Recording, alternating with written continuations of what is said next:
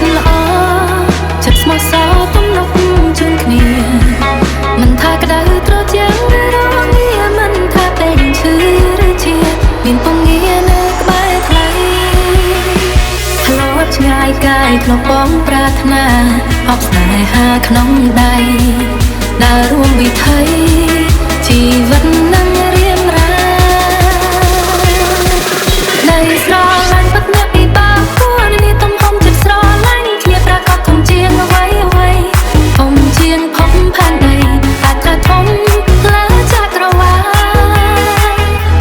ត្រង់ខាងឆ្វេងយើងយកសរសើរស្អីទោះបីជាមានរឿងអ្វីមិនចោលចិញ្ចាចោលស្នេហាពួកយើងធ្លាប់បានសន្យាទោះបីយ៉ាងណាស្រឡាញ់គ្នារៀងរហូត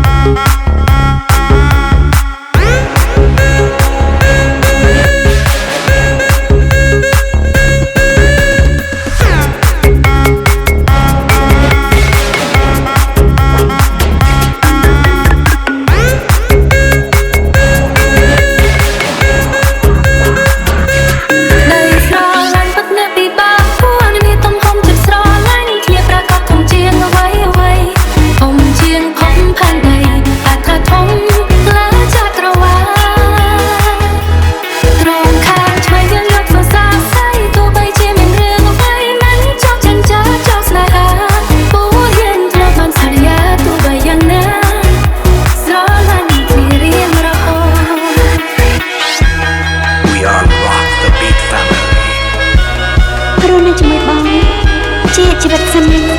តែអូនពិតជាសប្បាយចិត្តរាល់ថ្ងៃអរគុណដែលបានចូលមកក្នុងជីវិតរបស់អូនអរគុណដែលបានជួយអូនធ្វើជាប្រពន្ធ